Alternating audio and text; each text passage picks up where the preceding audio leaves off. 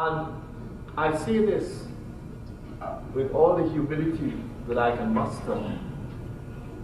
I can never hear too much from Dr. Ben. Me either. Never. And I hope that applies to every one of us in here. So with that, let us greet our elder, Dr. Ben, and let him say some words to us.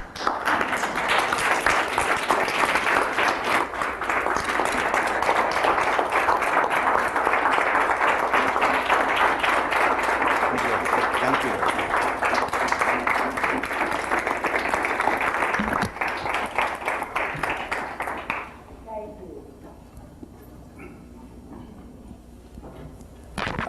I will say good evening for myself and try to speak to you, and then of course you examine me and what I speak to you about, or other areas that you feel necessary I may not have covered.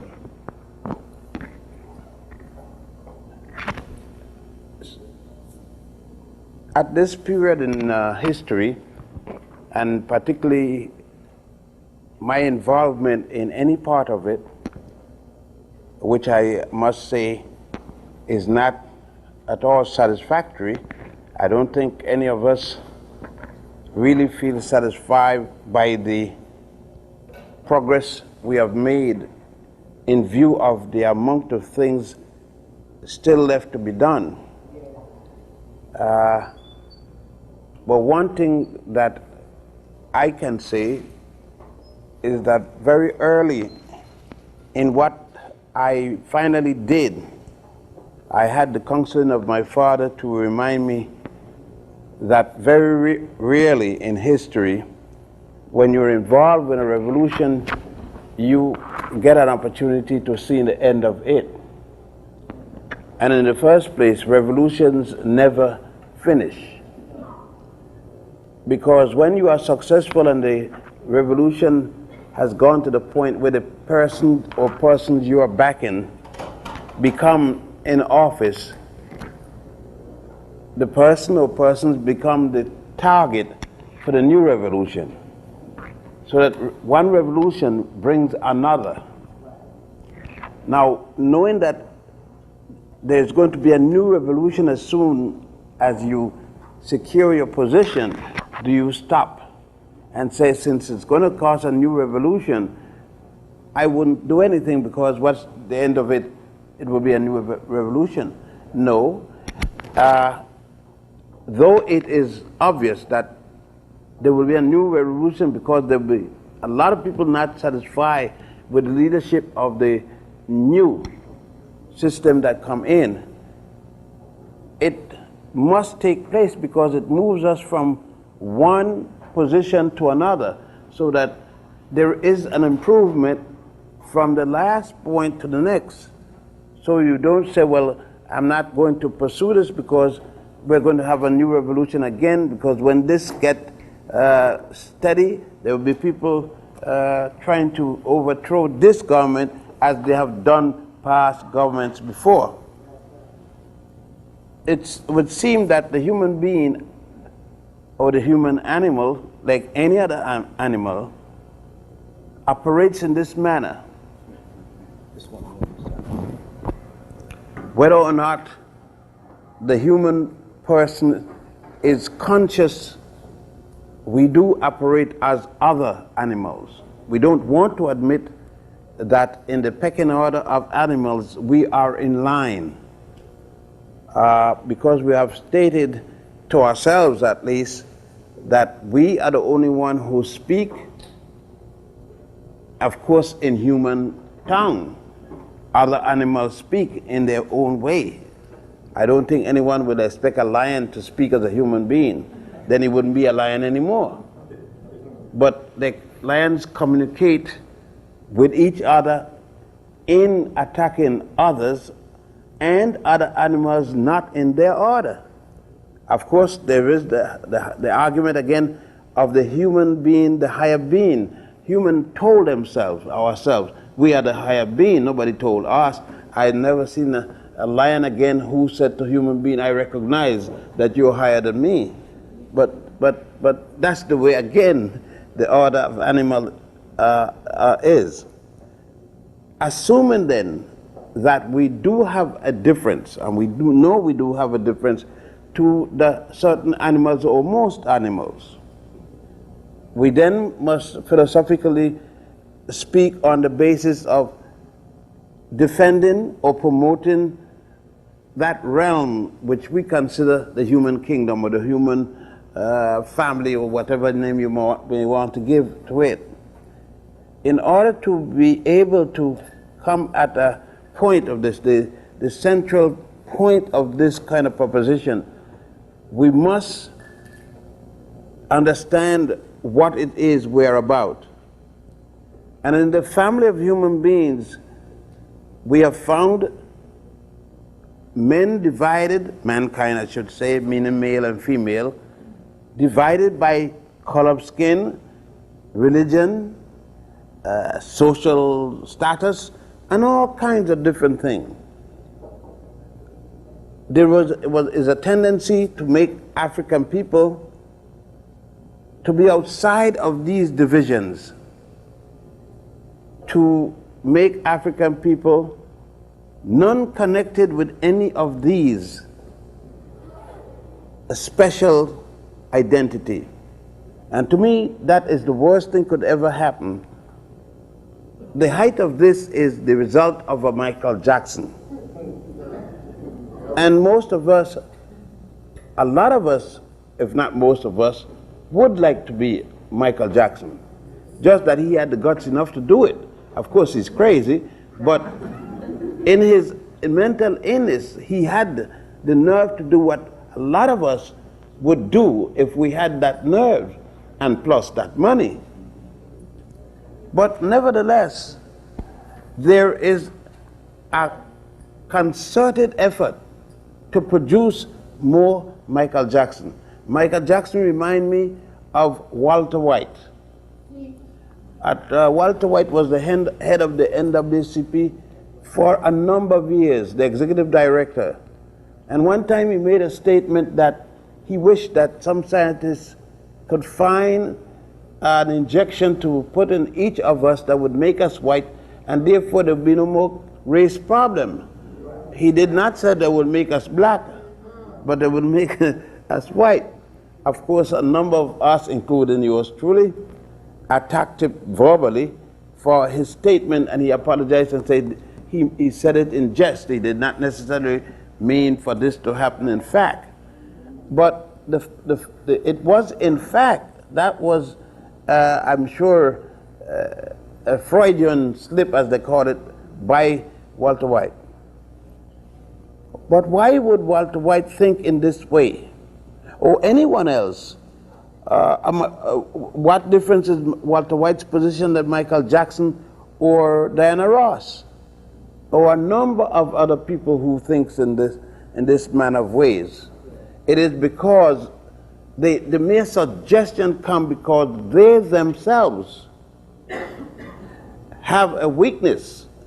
And the basic weakness is that they find that if anything is to be done to solve this problem, then one of the things could be done is to make us less manhood, less African, and to become more European or more Asian or something else.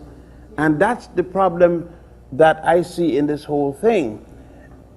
This problem is a part of the struggle that Dr. Jeffries has, because the society is now looking for him to be a Michael Jackson or a Diana Ross.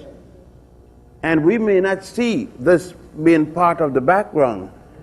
We saw it in the performance of an Al Johnson singing Mommy, no less so than, that is no less so than Johnny Wismala playing Tarzan.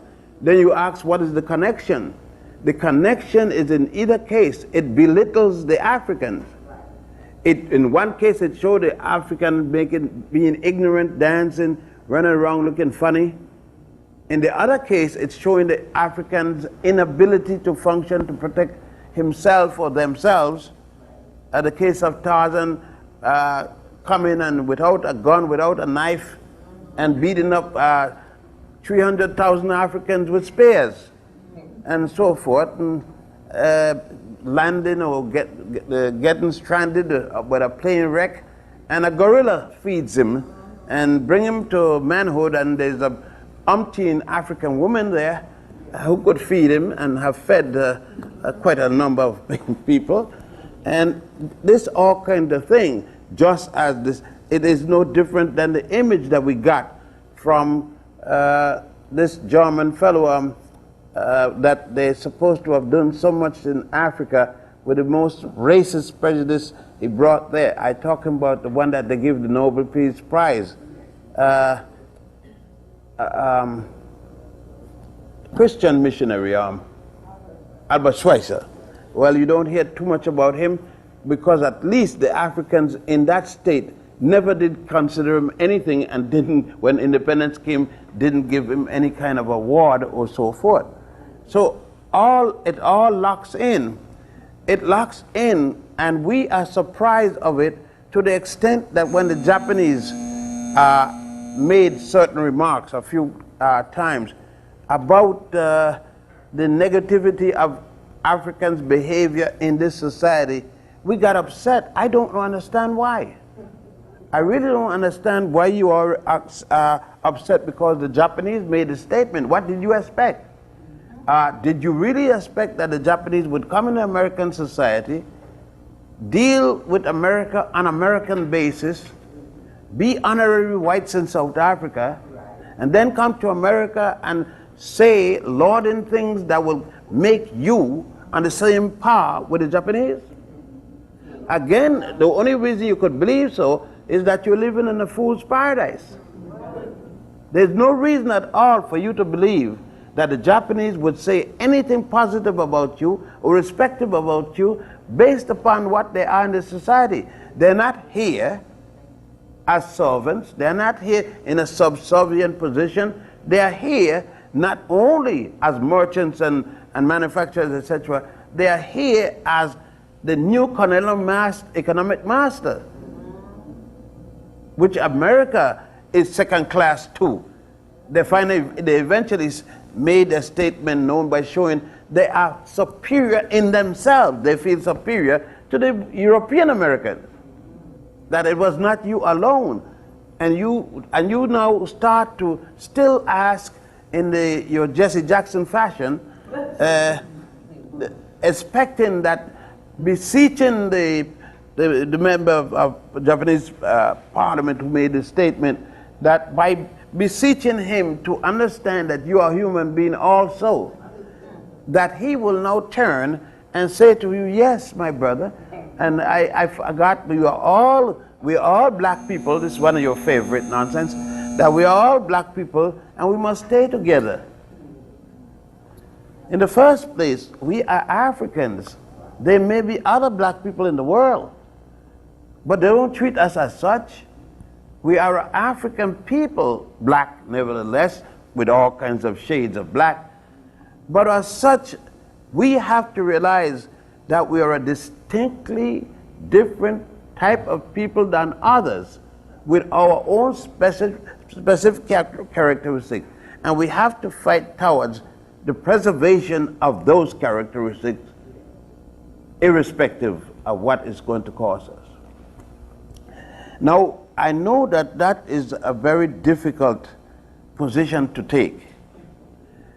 But when you decide that you want to give up your shackles, whether it be physical or mental, you took a difficult position, and that position requires extreme behavior, including violence to the nth degree, to protect ourselves if necessary. And I'm not tying you to the statement. I am saying I, Yosef Ben-Jochannan, is saying this, and it binds Yosef Ben-Jochannan only. My statement binds myself only, or anybody wants to adopt it and then say, I adopt this or I agree with this. If you don't say it, it doesn't bind you. I want to make that clear so that when somebody hear it tomorrow, they will say, well, you all didn't say it, just I said it, and I'm saying it.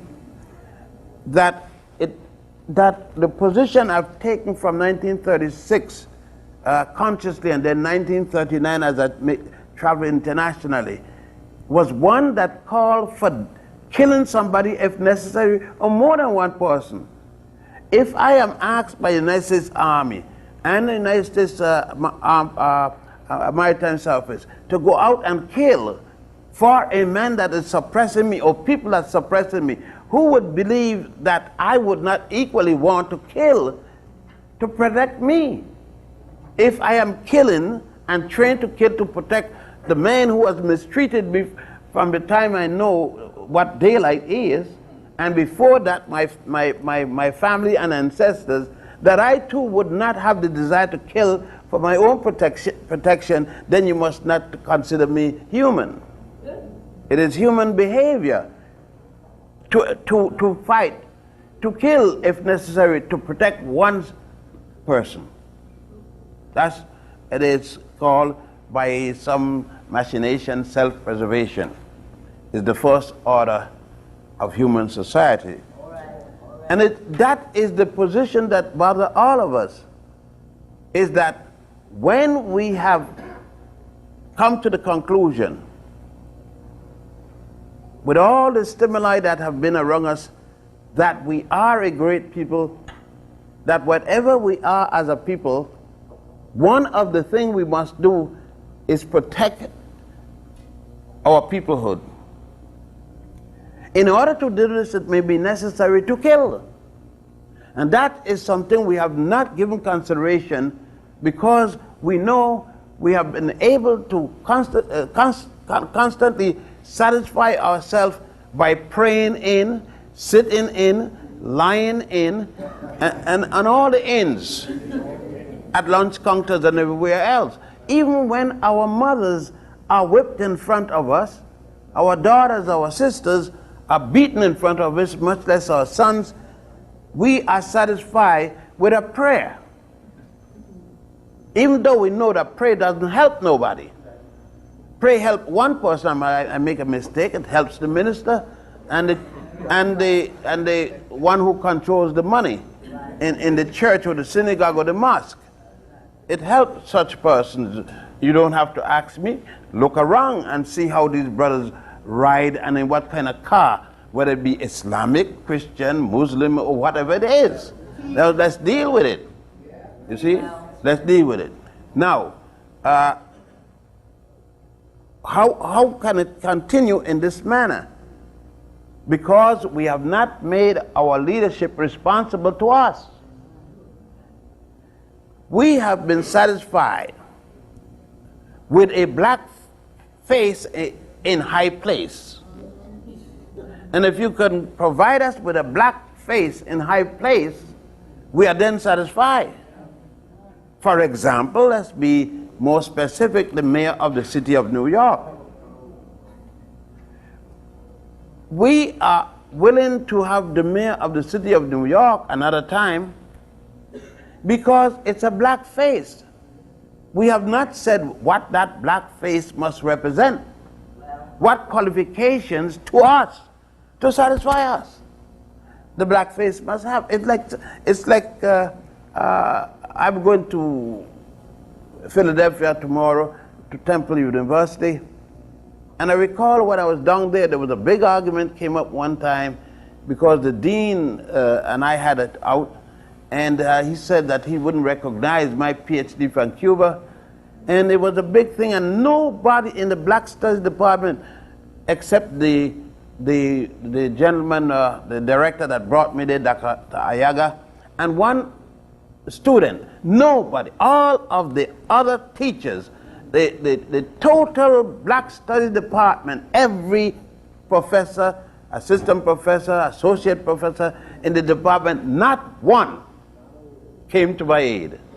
I had eventually got my lawyer and had to go against the state of Pennsylvania, and then finally they agreed to pay me my money, and I left. But I'm going back tomorrow for the first time in, I think it's 15 years or whatever it is. Others have come and couldn't invite me to come on the campus. That's nothing, because I taught at Cornell University for 18 years. And at the 20th anniversary of the Africana Studies, they couldn't invite me to come. I was the only person who couldn't come, because there were dignitaries, both black and white, coming to the 20th anniversary. Yet the irony is that a picture of myself, I think 36 inches high, and a room was being named for me. The picture was put up, but I couldn't be there. And they had somebody else to speak for me yet I was at Pan Pan restaurant when the person was saying, bye-bye, I see Dr. Ben, and know that the person was coming up to speak for me also. So you understand, but this is, you say, am I surprised? Am I mad? No, this is to be expected, because when you are in the struggle that you are now, you must expect anything. You are as close to death as I were in those days with the Shirazi party in Zanzibar. You are as close as you were when you were in Vietnam or Korea or the Second World War. If you fantasize what Dr. Jeffries is involved with is just an exercise in academics, you are very much mistaken. It is at that stage, at this point, for whatever the reason. But all the potentials of physical death are acting. What Dr. Jeffrey is going through is a continuation of a preview that we had with Jito Wayusi in Brooklyn, Dr. Hatchett in Manhattan. All started by a young African girl writing a poem in a contest in her school that stopped an entire presentation called Harlem on My Mind. I guess you all forget this. And that one poem in an entire expose was used to stop everything, and everyone connected thereto was labeled anti-Semitic. There's another factor that I find very difficult to understand, and it wouldn't go away. We can come to a place, any one of us, Dr. Scobie, Dr. Jeffries, Dr. Smalls, everybody. And then it's a pity that we got to say doctor for you all to respect us.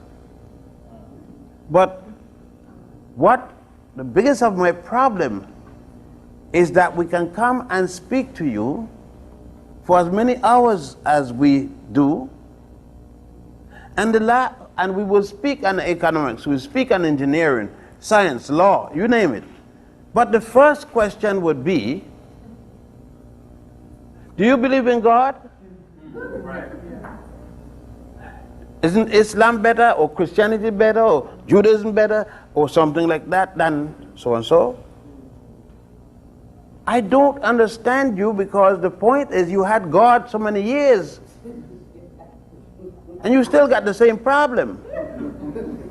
So the solution obviously isn't God, Allah, Jehovah, or any one of the names. You must understand that God don't deal with the thing that you're talking about. There is no way that God is going to solve what's going on, because God is too busy with the problem. That today he had to stop the snow. It got to the point that he says, I've got that much snow. Then he can't worry with you, and he got snow to take care of. Can't worry with you, and he got the sun to make sure the sun come up or don't come up, and things like that. You so damn important that God is watching you kissing a sister and you're not married, or God is watching you stealing a hamburger and gonna put you down in the book. Now, who the hell you think you are?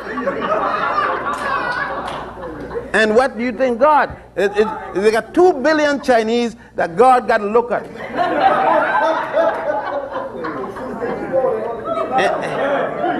See, and all at the same day, at the same moment, you see God looking at 2 billion Chinese plus you. You mean you're not rational? And when people ask you to be rational, then you get perturbed about it and figure that the ultimate part of your problem is the fact that that person doesn't believe in God, and or the person believes that God is a woman. That's the worst part of it. And all these kinds of things that have nothing at all to do with your struggle. Because if it did, as much as you have gone to God, and nobody else in the world has gone to God more than African people. Well, and nothing has happened. That don't mean there is no God. I didn't say that. But it means that God don't deal with the nonsense you're talking about. Got no time to waste with that. Too important. God got time to deal with his woman, and when she come with her problem, and even that you can't give God a chance to deal with. You believe that God gonna make a woman, huh, brothers, and go provide you with a woman, and he got none. I mean, see, even there, we can't be rational. well, So we decide that God will be unisexual. He will masturbate rather than have sexual intercourse. That's another thing. We can't even let God have a woman. And then we then at the same time, oh man, I believe in Egypt. I'm done with the Egyptian thing. But all the Egyptian gods had goddesses. Every one of them. Not one of them masturbate when he wanted sex. There was never a stupid Egyptian god.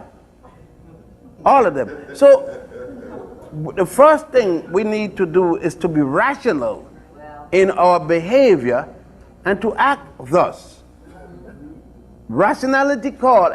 You see, most of us, whether we Christian or Muslim, take the basic tenets of our belief before we know about Egypt from the Hebrew Torah. well, But every time we see that at least one branch of the Hebrews, something happened to them physically, they act for God with God's blessing.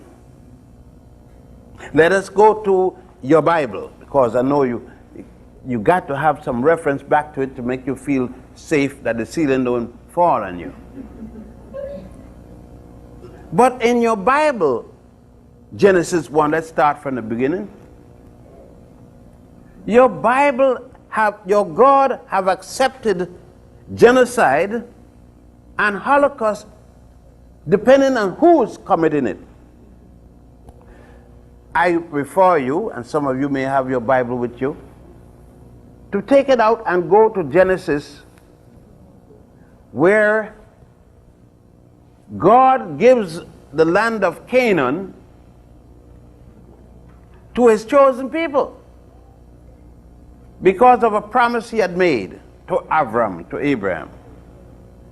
And to do this, there were people on the land of Canaan. As a matter of fact, 7 nations of people. The Amalekites, the Hittites, the Jebusites, and all of them. And that the chosen people killed every last one of those people of Canaan. Not even a dog or a cat was left standing. Because they were Canaanites. No other reason. So that God was involved in genocide and this Holocaust along with his chosen people. That's the God that you love. God didn't behave that way alone. Let's go now from there. Let's go to Numbers. First chapter, first word. These are the ordinances I placed before you.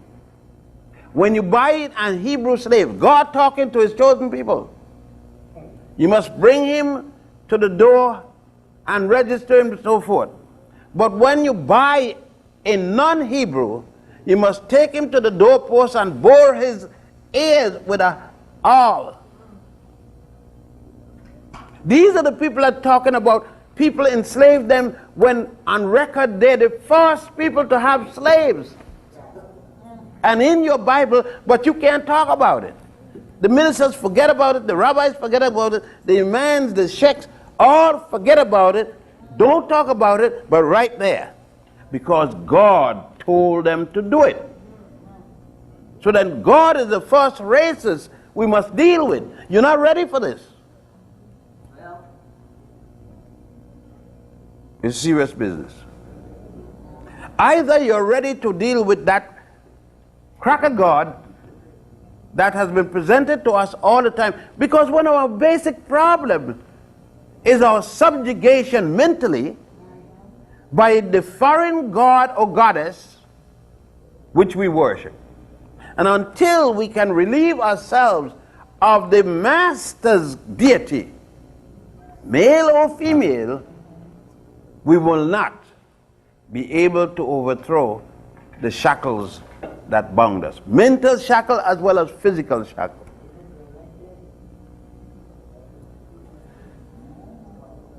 The question generally comes behind this: do you believe in God? I do.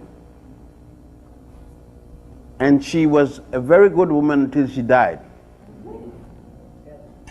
That's Mama. That is hard for someone to understand, because they forget that I have the right to my concept of a God or not. I have the right to be an atheist. That has nothing to do with my being an African.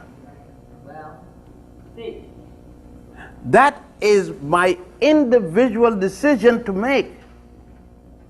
Whether I believe in God or not has nothing to do with whether I kill you for messing with my son, or I kill you for messing with my mother or my wife, or whatever it is. If you think so, then check me out. Does it mean I'm good because I believe in God? How many people you don't know, brothers you don't know, believe in God but haven't supported their child one day? well, How many brothers you don't meet in jail with all kind of symbols, and he knock off a sister, sell drugs to a little brother, but he believe in God? Believe in God, what it means? What does it mean? It isn't a hill of beans. Doesn't mean that that's a good person because they believe in God. I remember with a kid, people used to say on Sundays, okay, you cuss me today, but today is Sunday. Tomorrow I get your ass.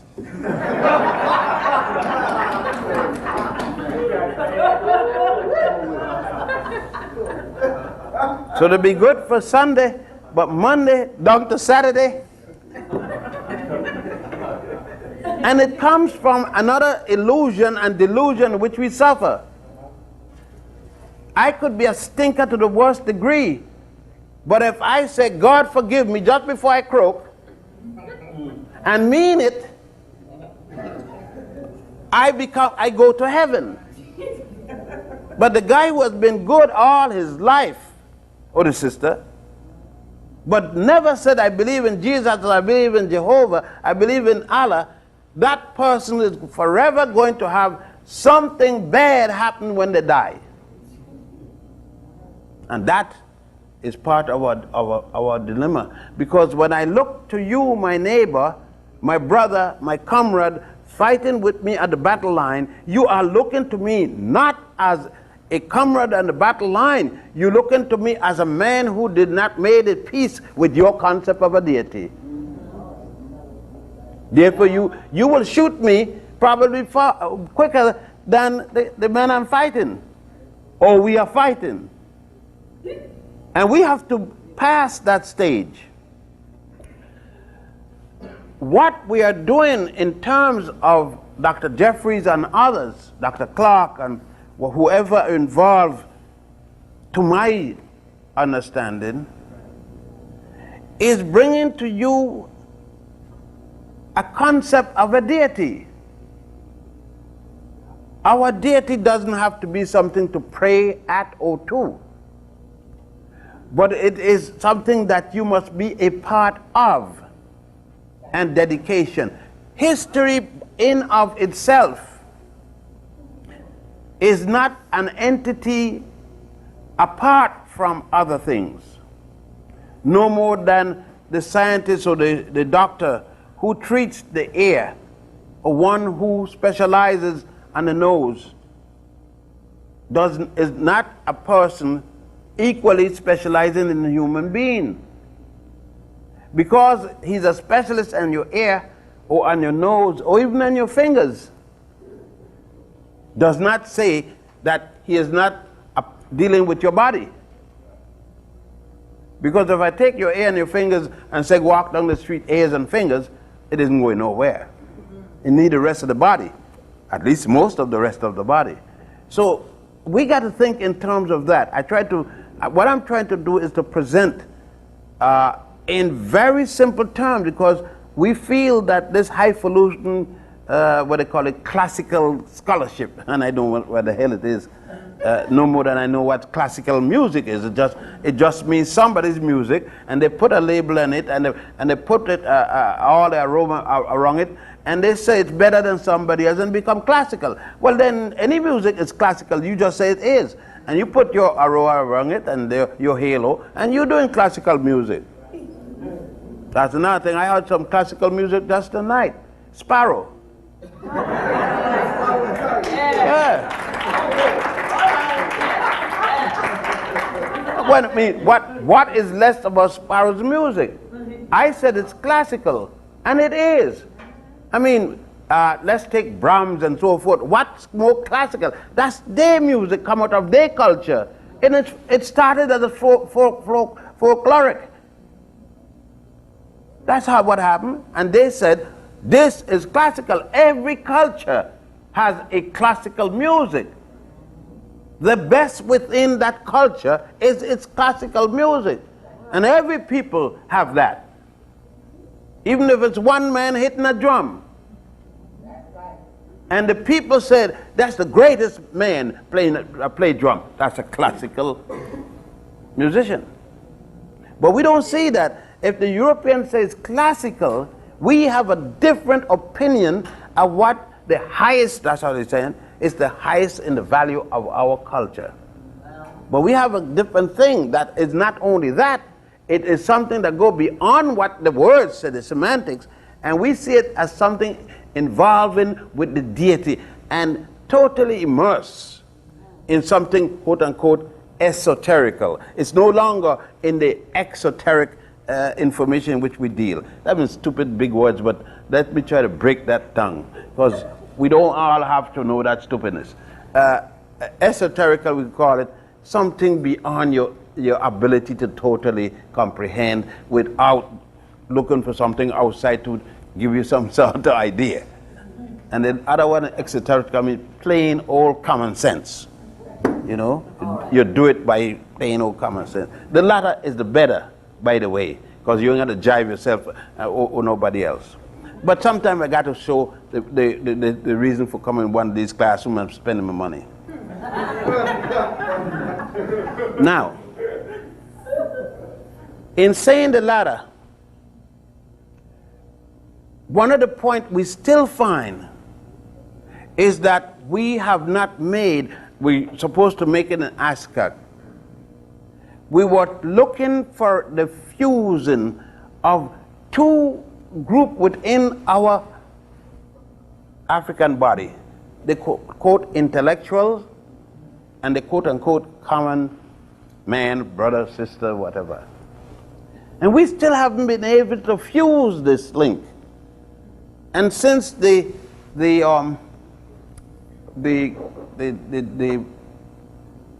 United States Senate hearings and the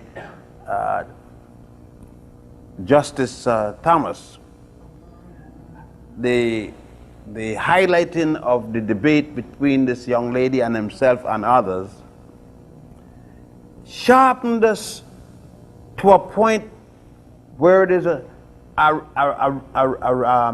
controversy between the bourgeois, or other names you may call the talented tent, and the so-called masses or people, and I have something about that. I always say that the masses are asses. And I do believe the masses are asses. Because give them a piece of food, the masses will show allegiance. When I grew up in Puerto Rico and the Virgin Islands, St. Croix mostly, and when there were political campaign, there was a man named Pentony. He was of European stock, Danish European stock, and he was always win in the legislature. All he did, about 2 days before election, he killed 2 bulls. Then they roast the bull. And they had all kind of sugar water and lemon, lemonade and all this, and bread, and at a place called Anna's Hope Free. They send the buses to bring you, and all of a sudden he'd be running behind, but the people got bread and bull. And it swung the vote, and Pentony would win 90-1.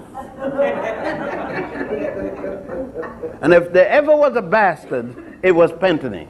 Cornelius Pentony. He did anything he wanted. He beat people. He shot a man named Daisha. He did whatever he wanted. Never got even a fine or a reprimand because he killed a bull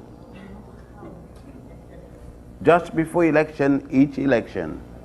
And the people went for Cornelius Pentony. Didn't belong to a political party, nothing at all, alone. Until everybody started to kill bull.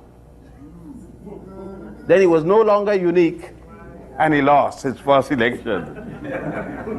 Because the masses, masses, had given their value for a piece of bull meat, which they bought on Sunday, but now they're getting free once a year. Doesn't the mass, or don't the masses behave the same way here? Yes. Huh? Somebody asks you, and they will say to us, well, we don't get this because we don't vote. I don't vote, and I ain't voting in the past. I voted one time for Roosevelt, and that was a goddamn mistake. Roosevelt, after my vote, put an embargo on materials going to Ethiopia to fight Italy. And since then, I didn't vote. For what? Well, you should vote. Why? What did you know? Change because of vote. Those of you who have voted, since you could vote, you voted. What changed? Your rent kept going up. Your food bills went up. Your education for your children went up. Yeah, say so. They went and killed your own people. All right. All they did is send your son to die for killing somebody else. You even tried to kill Saddam Hussein, and Washington is still there. So isn't the masses asses? Our behavior prove it, because every little thing that the white man set up that is supposed to solve the problem, we don't investigate it. We said, yes, we must join it. If in the morning white people said 50 of us will commit suicide every 10 minutes, there will be a black group, the Harlem committing suicide 10 minutes group. Yeah, we will not. About 10 years ago, there were white groups, teenagers, committing suicide by arrangements. And black students on the campus fought, protested, went to the deans and so forth, demanding that they have the right to be in those organizations. And a number of black students committed suicide in that program that young white kids have started. We've done it. The adults have done the same thing. There is nothing, fraternities, sororities, anything. We have the cotillion. The slaves doing cotillion for the same cotillion the masters did. We didn't ask if a cotillion is against our interest, and we could see there was nothing in the cotillion for our interest. The cotillion was and still is nothing but a prostitution institution. It tells when my daughter is ready to be laid for the highest bidder, right? But we didn't stop. When even most Europeans in the South no longer have cotillion, we still have cotillions. And all it does is make a few more girls pregnant that would have been pregnant that particular night. It tells me that I must let my daughter be in a hotel by herself, have a room, and then trust her like hell. You can tell me all you want about that. One person's daughter who is going to be in that hotel room paid by me, testing her with these kind of maniacs out here in the street, is going to be my daughter. She's going to be there. Okay? So I had to start this way before I go into any historics in terms of buildings and pyramids and temples and all that. Because you had a lot of that. You could get up and give that lecture if you go back deeply into all the lectures you've heard. But what happened with all that we have heard? And still, there is still an attack or attacks verbally and otherwise on Dr. Jeffries. The reason it is because we haven't been ready to die. We haven't had a showdown. There is still, when Farrakhan or Jeffries or so come on campus, Jewish students could come up and say, white Jewish students, I got to let you know because they are black Jewish students, could come and stop or deter or obstruct their speaking on campus. But the black students have yet to deter or stop a white Jewish lecturer on campus. Why? Because we have not yet decided that our life and our belief cannot be separated. We have developed from the church, and even those of us who are mostly Muslim or Hebrew Israelite, or whatever we want to call ourselves, in the Baptist church, in the Pentecostal church, and so forth, we develop within there a syndrome of asking the same cracker God to do our bidding for us. And we are not ready yet to leave the cracker God and do our bidding for ourselves. And realize that whether there is a God or not, and I reserve the right on that, there are the things that we must do for ourselves. We would simultaneously say that God said, I'll help those who help themselves, but then go right back to pray. If God say, you must help yourself, then what the hell are you praying about? Just go ahead and help yourself.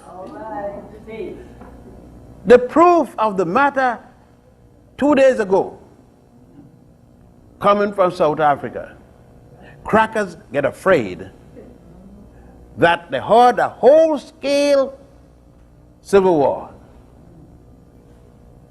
I wouldn't even call it civil war. Civil war must mean that I was with a fellow in a government and I decided to break away from him and fight him. The Africans are not in any government with Europeans because it was a handful of Europeans deciding whether or not And that was its sufficient excuse me, people, I'm going to talk about God. Because Mandela, will he help me? God may he help me. Who has become God lately? And nobody can say anything about Mandela. But I said it from the day he released on Gary Bird's show. The only thing that Mandela's freedom meant was Minnie no longer had to worry about a man, and he didn't have to masturbate. That's the only thing his release meant to me. Since I'm a PSC man. You see, I don't forget very easily. And for all of you that run with Mandela, I will ask you, who collects the money? Who is the treasurer of the organization? Who is the head of the army? All right then. And did he go to jail because of African principles, or he went to jail on legal technicalities? Was he a dashing, raving, a nationalist? No, none of that. He didn't go to jail for any of that. But there were people 11 months before he came there, came out with him. Nobody said anything for the PSC. But then again, being integrationist, you couldn't help yourself. He represents the integrationist policy of a group of Africans who could not see themselves freeing themselves and being independent by themselves. And that is the thing that we have lost sight of. We have lost sight of that from Holden Roberto in the Congo, or what was then called the Congo. We lost sight of that even the young brother who started out right, thank you, in Angola, but lost his way because of desperation and joined with the crackers in South Africa. If you know the story. We saw the same thing with a group called Odinamo in Mozambique. And Frelimo equally fighting with Mondeland and his European wife in Mozambique. And that element of African got nowhere within the society. The same thing that happened in Haiti. The killing of the revolution. When Christophe had the proper answer, that some had to be killed. But you can't see people be dying. You talk about revolution, but you can't see anybody dying in the revolution. I don't know what kind of revolution you're talking about. In a revolution, mothers will be killed by sons going to be killed by mothers, and daughters will be killed by mothers, and etc., etc. That's war. And you're not dealing with it. When they call a person a terrorist, doesn't a terrorist call another one a terrorist? Didn't Begin call people terrorists? Didn't this present Prime Minister call people? What did they do? Did they terrorize anybody ever in their life? We forget the terrorist is the one who is fighting the existing government. The existing people in power labels those fighting them as terrorists. And those fighting them label themselves freedom fighters. Okay? So it's a matter of semantics. And what I've been doing from 1939 to now is trying to bring to my people alone. You may call it racism if you want, you may call it all kinds of bias. Yes, I plead guilty. I was trying to be racist. I was trying to be biased. I was trying to be anything you call it, like other people. Since I realized that the only people got anything are the people who fought for themselves alone. I'm not asking to be any different, because all through the history that I've read, people must decide for themselves and go for themselves and set their values, even the value of beauty. Up to now, when you look among us in the struggle, we don't have a value of beauty. We don't know. We have no concept of what beauty must be. If you ask me to run a beauty contest right now in this room, and I ask you now, let's vote, what is going to be the standard of beauty? What kind of hair? How long it should be? What kind of nose? How short, how broad, how wide? We got no idea. We have no idea. Because we read Blyden, we read Dr. Blyden, but still we read him but can't remember what he said about the value of beauty, that beauty is set by the African woman. It doesn't mean that other women are ugly, but for the African people, that African value is the criteria. Not that anything is worse. We're not talking about better or worse. We're talking about the value. What value do we have that we consider our goal? And we have to, I think, start to deal with these things in critical dimensions, because, as we know, we have seen a part of our pride in the 70s and the 60s that should have been now came, reached tremendous height, and disappeared. Our women's hair, because we couldn't say that's her hair. No, we had to have a title for it, so we call it the afro. And since all titled things must come and go, that the people of the South Pacific, the people of Africa, the people of other places never call their woman hair any name. It's just, it's her natural hair. What is that? Her natural hair. Isn't that the Africa? No, it's Afro. What's that Afro? By the way, Afro, see, we gone there to again. Just even that. Now we're going back. One time, Jesse Jackson didn't know that Garvey and people way back in the title, Chief Sam and Delaney and thing, were using African American. But he hit at it, and it sounded good to him. He said it, and everybody said Jesse Jackson said it. Well, poor brother down in Temple, brother Masante, doesn't know that Afro-American was used for a long time. I guess you should know, but that what a guy named used it quite extensively. The Lincoln's little boy, great man who became Lincoln's little boy, and after becoming Lincoln's little boy, lost his respect. See, I hate a lot of people, and you all don't like me because I don't pull the punch. You see, Douglas left from being a great man and became a Negro. When Lincoln given that beaten up white woman who couldn't get a man after her husband died. You all forget now, he left from being an African and became a colored man. Introduced the concept of colored people. Great man with a great speech at Rochester, New York.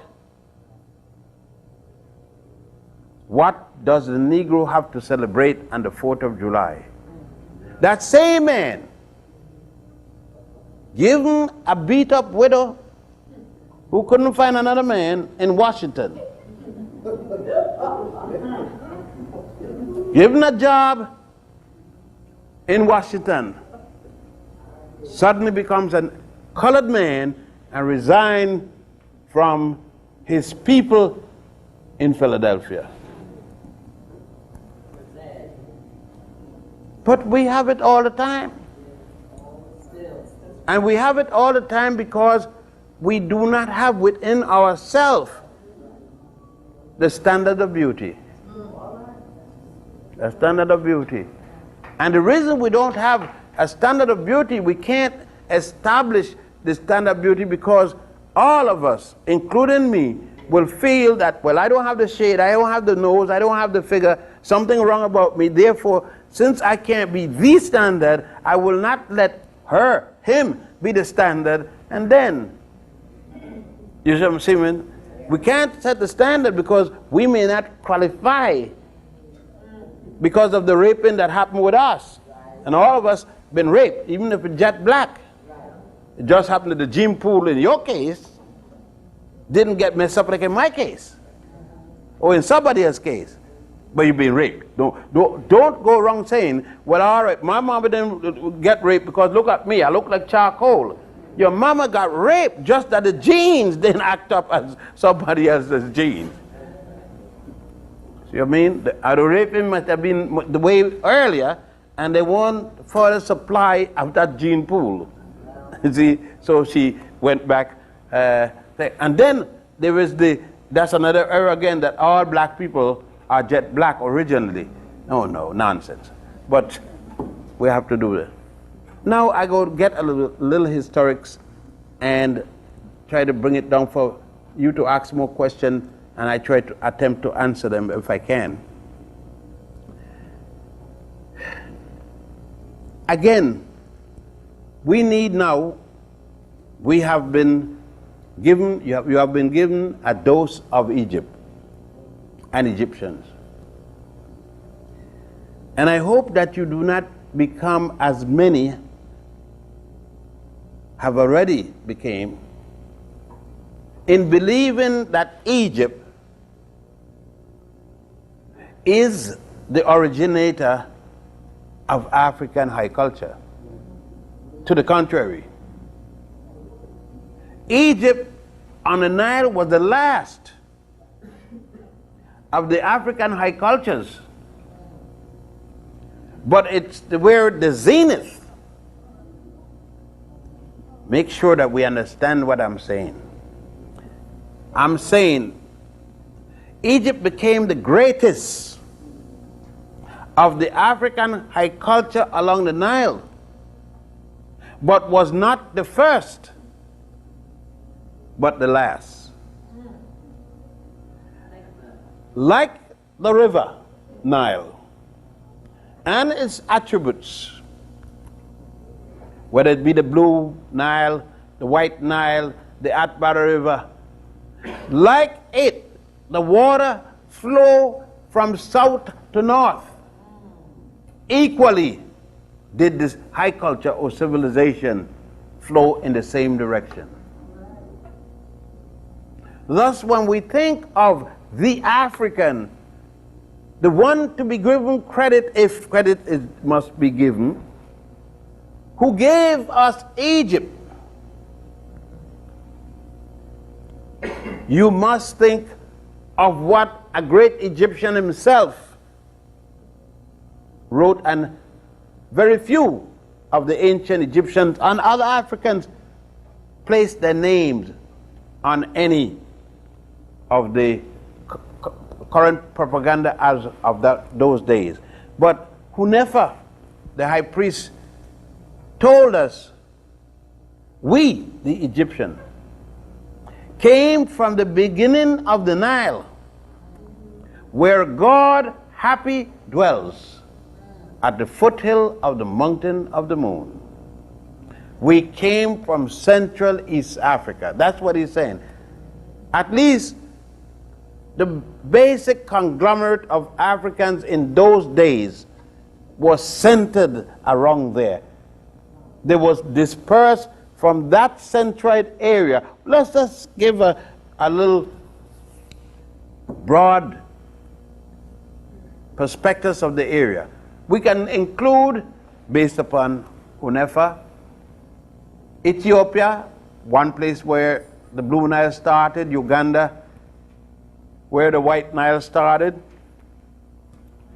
But then, by virtue of archaeological finds, by virtue of the digging which gave us the fossil find, the oldest in the world, namely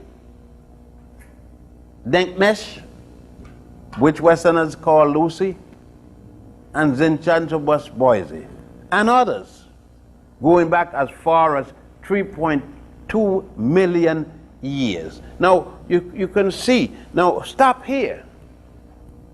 And the first part, I know many of you are angry with me for the things I'm saying. And I don't blame you. The way you have been trained for such a long time, you're supposed to be. Right. Wow. But then you can't be now when I'm speaking of 3.2 million years as against 6,000 years. Well, all right. That's right. If you're talking about the origin of man and all you do is going back to 6,000 years, and I'm talking about 3.2 million, how can you deal with that origin as against mine?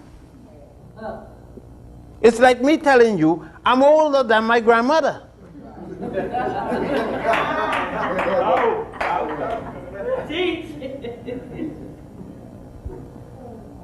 But you got to still say, well, mathematically it makes sense, but I got blind faith.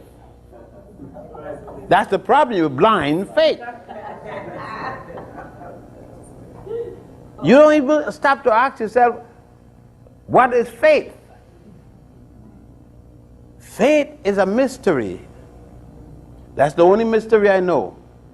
Faith is saying, in spite of evidence, in spite of everything that I see, I know that the moon is made out of green cheese. I got faith.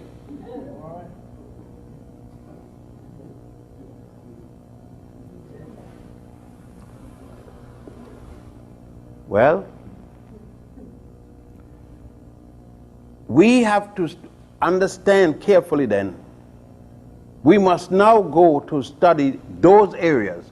We must now go to study the Twa, the Hutu, the Sebenetos, the Grimaldi, the Kalahari, the Khoikhoi people. Probably those names, you have heard them, but you have not heard them as much as you've heard the European use for them, like Pygmy and Bushman or Hottentot and whatnot. Well, using those words equally, if that we must do. We must go and study them because we are talking about source. I'm not talking about even roots, because that's for nonsense. It's about time that we deal. And Alex, speaking about the quality of our information has to be beyond criticism. Thus, when we talk about heroes and heroines, we must be able to put up a Harriet Tubman against this woman for the NAACP here, Hazel Dukes.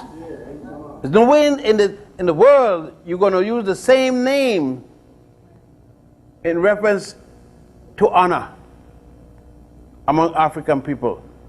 There's no way we can consider the Buffalo Soldiers among the honorable African people. There was a time where we needed them because we didn't even know we had heroes or heroines. And so we took them. But now that we know better, there is no way that you can tell me that you could wear a Nefertiti bus and a chain, especially those of you who have been to Egypt. You can't justify it as against a Nefertari. I don't care if you spend the money. I spend money and find out I make mistake, and I get rid of the thing or melt it down, sell it, do something like that. If I made a mistake, then I can't say, well, I pay good money for it. Yeah, I know you pay good money for it, but by wearing it, you're exhibiting your assisness, your ignorance, and it must be said. You can't continue to wear it because you put your money. Is your money then greater than the integrity, as Tony brothers raised first? Brother Tony Martin asked, your integrity. Huh? Somewhere down the line, when I see you, I don't only see a woman or a man, I see African integrity. When I look at you, sure, you're a sex object when you're a sister. I'm gonna consider, always look at you as a sex object. I ain't one woman earth. They're sick people. Say, oh, we know sex object. Where the hell you look like a woman for? If I am a man, I look at a woman and you're not a sex object, it means you ain't got much going for you. You understand? Any African woman that tell me, I'm not a sex object, I said probably for women, but for a man, you're a sex object. You understand? So I don't want to hear you sisters saying, I am not a sex object. But what the hell are you? Piece of guava? I mean, any brother, the brothers, I mean, maybe you could correct me. When you see a woman, do you see her for her brain? First time you see her, I'm seeing her brain. No. No. When I see a woman, I'm looking to see her breast line. I'm looking to see, you know, if I got penetrating eye, I'm looking to see her waistline. And if I could see her from the rear, I'm looking to see her behind. Okay? When I pass that stage, then I'm worrying about brain. You understand? Because I can't see no brain when I look at her. First, I see her and recognize her as a sister, beautiful specimen. And then she could whip the brain on me. You understand what I mean? But I'm not going to lie to satisfy some art, woman's art, or what the hell they call it, and lie to myself and tell, oh no, I don't have a macho. I don't know what's macho. If you mean that, that do I get stimulated when I see a black woman? Yeah, you're damn right. Not only stimulated, I get ready. And I am not embarrassed about that. If I didn't get ready, something wrong with me. Or something wrong with a sister. She can't move nobody.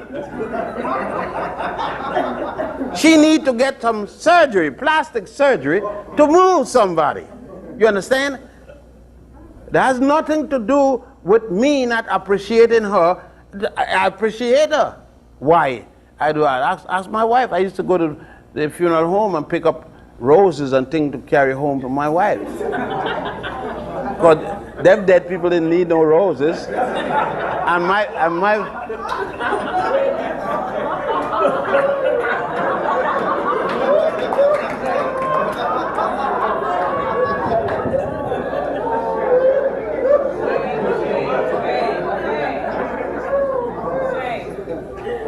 there is no shame about it. None of them dead. Not one of those dead people come in the house yet. When the guy is dead, he was finished. If he could do anything, then he'd get off his behind and stop being dead. But because he was finished, or she was finished, I took the rose to people who was alive and could use it.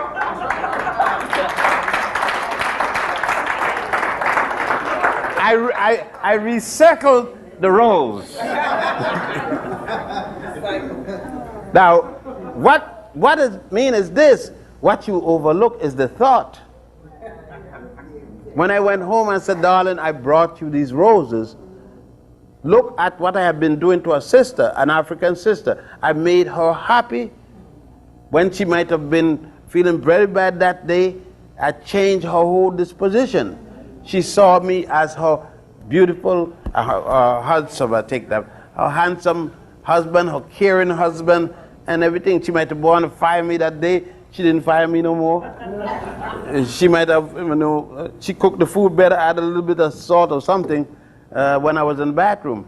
But it makes that difference. Now, you are seeing the dead person and you can't see dead people carrying the flowers. Why not? He wasn't coming complaining, I wasn't complaining. And she took the flowers with all happiness. After I told her that it was, eventually tell her that when she asked me why you don't bring roses anymore, I said the funeral parlor moved. So,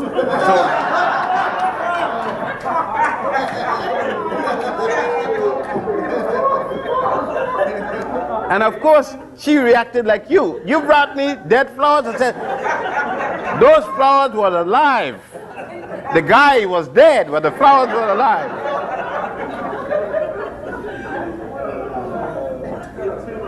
No, that's what happened.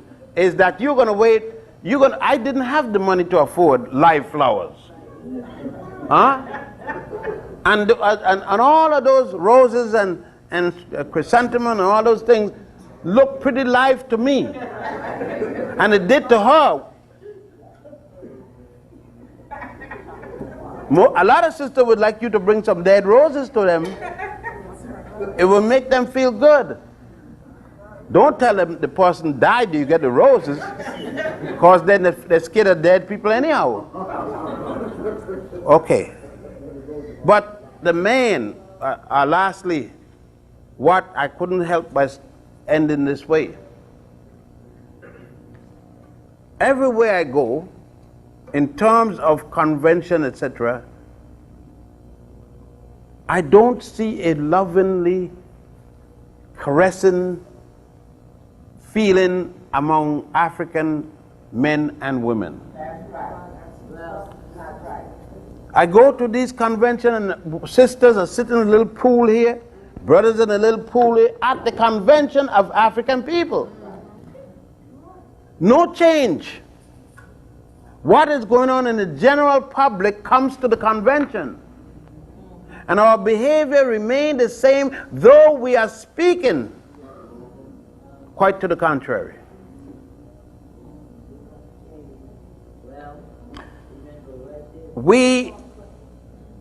There is no feeling of that affection between male and female, which the African is so capable of and should be doing. We still have to beseech brothers. If we say, brothers and sisters, hold hands, the only time we're willing to do it if we're going to pray. We can't hold hands to be affectionate without sexual. That when we talk about love, to us it means sexual intercourse. Like we say, man, last night, I love her. What do you mean you had sex with a sister? Huh? No kind of feeling of respect.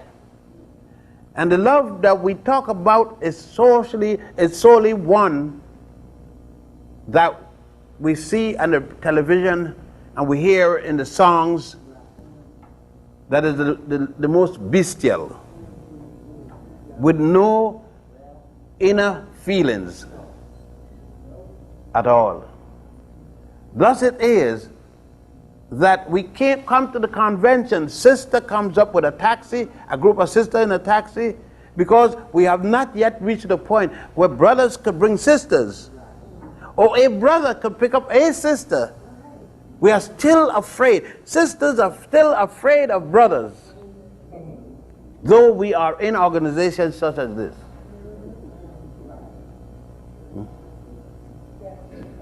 I don't think Dr. Jeffries could pick up a sister at the bus station unless she give it a second thought, even though belonging to this organization, or vice versa. Sister says, come on brother, I'll drive you up to the, I thought I saw you the last time, aren't you going to the meeting up there? Yes sister, but what?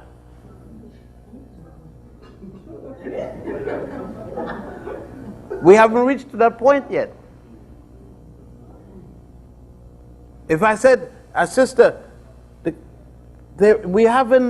I'm going down to Philadelphia, there's a big thing going on there. We have not reached the point yet where I could say, come on, sister, I'm going down. She has to ask me, well, where am I asleep?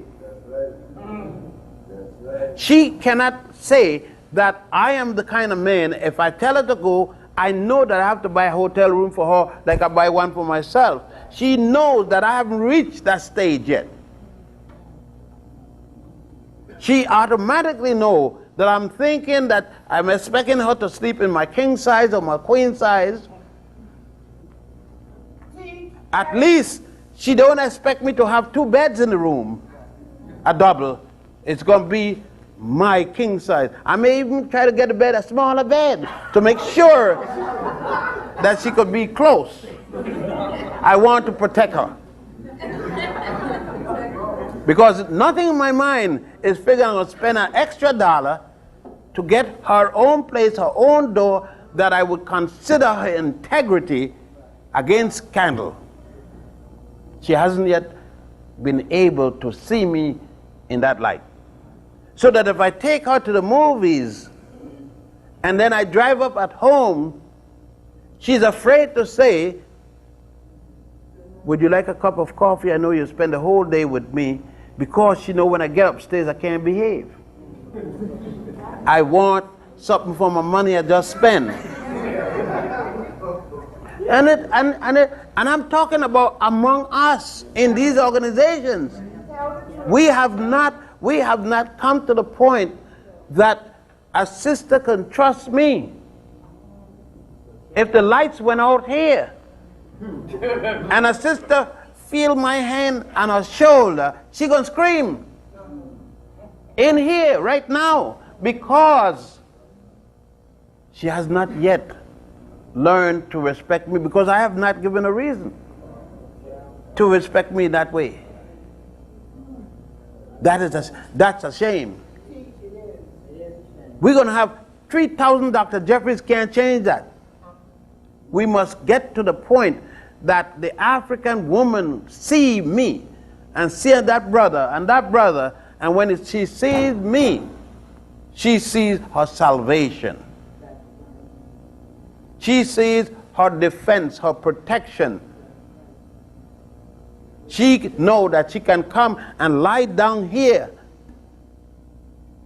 and don't have to pull her dress down, that she isn't going to be molested by me. She has to gain that confidence again, that I have enough knowledge and respect for her, knowing that I'm not her man, and therefore will not take the liberties of her man, that I am her friend, her brother.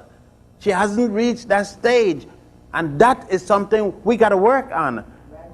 We cannot take laurels of the fact that we know our history. Well, yes, it's good, but besides knowing our history, what has knowing our history done for me in terms of that sister?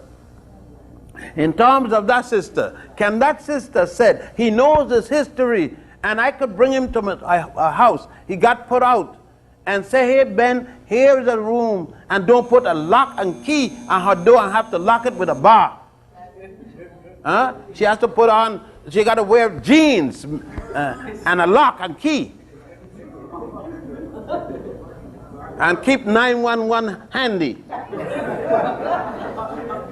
No, we have got to go to that point beyond just knowing ourselves. Most of us know ourselves already, but we have to be able to demonstrate that we know ourselves.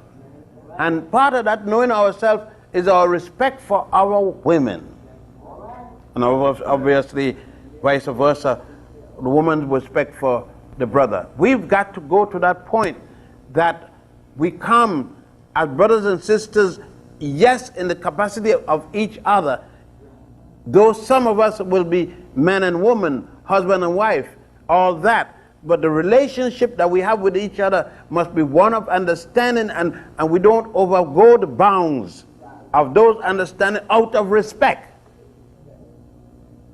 Love is one thing, and as I said before, any beast love, Any man, I could fall in love with a prostitute in the gutter, lying down with the filth running around her. And you will say, I can't understand what Yosef found with a woman lying down in the gutter. You can't understand. It's an emotion I can't understand. But you know Yosef don't respect that woman. I love her, but don't respect her. I love her because it's an emotional obsession that I can't control.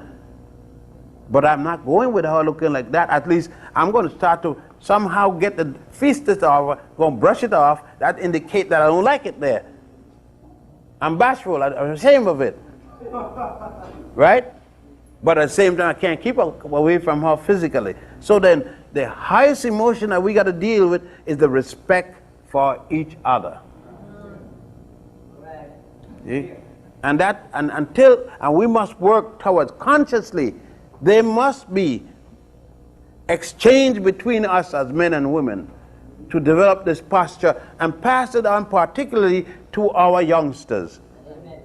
Our young men need to know this from our women, mothers and whatnot, and our young daughters need to know that from the fathers and whatnot. We have to transfer this to our youngsters because, and really lastly, we cannot tolerate the killing. I mean, to think of a youngster coming with a gun to kill another, even a girl. To think that a young African man will get up in right here and call an African woman bitch, hey bitch, come here. Yeah. And to think that she will say, yes, I am his bitch. Yeah. Then I have to ask you what progress we're making. The reason Dr. Jeffries is in such dilemma is that we ourselves have not reached the point of respect for each other that he could feel that secure. It shouldn't be that Dr. Jeffries had to walk with bodyguard. Wherever he goes, there should be bodyguards there waiting. That you, the next person is a bodyguard. When they saw him, when we see him, we will say, there he is, and we stop and guard him. But then to do that, it would be that we feel the kind of love that I'm talking about. The love that the Haitians had with the war against France, where the best of lady of Haitian went with a French soldier, gave her body physically to get him in bed just to plunge a knife in him. That was the kind of love the Haitian woman at that time had, and the Haitian men for each other. She gave her dignity to the French man just to put a knife in him. She went all the way. That's the kind of love that we have to develop around Jeffries, around any one of us are being threatened by another group.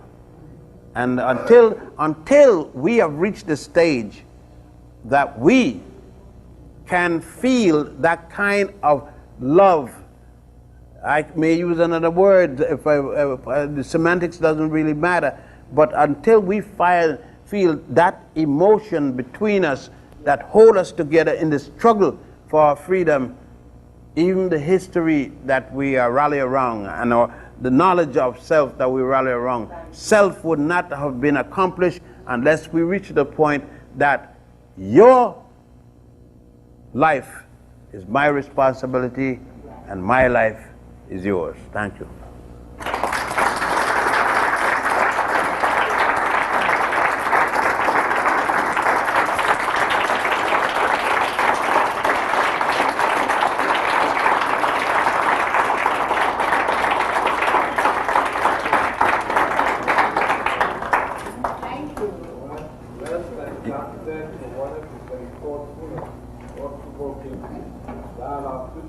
Is there any questions? If you want to put it up, then I think that's not better. We've got some time.